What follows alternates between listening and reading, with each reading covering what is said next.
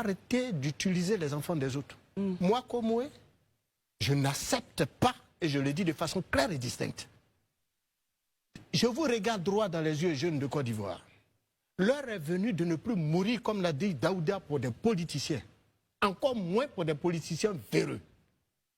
Aucun des hommes politiques n'envoie ses enfants devant une scène quand il y a marche. Vous ne verrez pas les enfants de Laurent Gbagbo, vous ne verrez pas les enfants de Alassane Ouattara, vous ne verrez pas les enfants de Tidiane Thiam et consorts, pour ceux qui sont en première ligne, y compris bien entendu. Donc pourquoi vous devrez aller à leur marche au moment où les enfants sont dans des grandes écoles, et puis après, quand vous tombez sur les balles de l'armée, de la police, de la gendarmerie et autres, ils ne viennent même pas vous rendre visite, ils ne savent même pas si vous existez. Il faut mettre un terme à ça. C'est pour ça que nous en appelons au dialogue. Donc le temps d'envoyer les enfants des autres devant des canons, devant l'armée, affronter la police, affronter la gendarmerie, au moment où vos enfants sont assis à la maison, il faut y mettre un terme. C'est aussi simple que cela.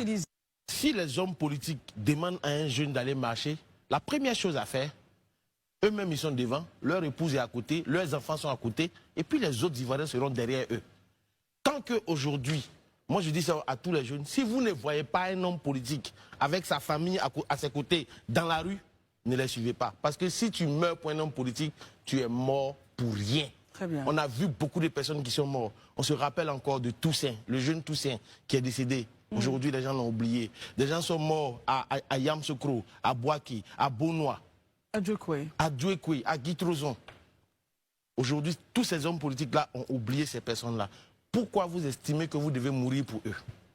Posez-vous cette question. Moi, à l'état actuel, en Côte d'Ivoire, aucun leader politique ne mérite qu'un jeune Ivoirien meure pour lui. Je le dis et je suis très ferme sur ma position.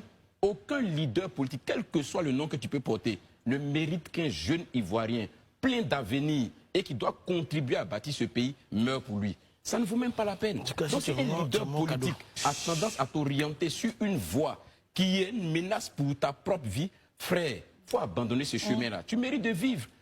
On ne peut pas mourir pour quelqu'un.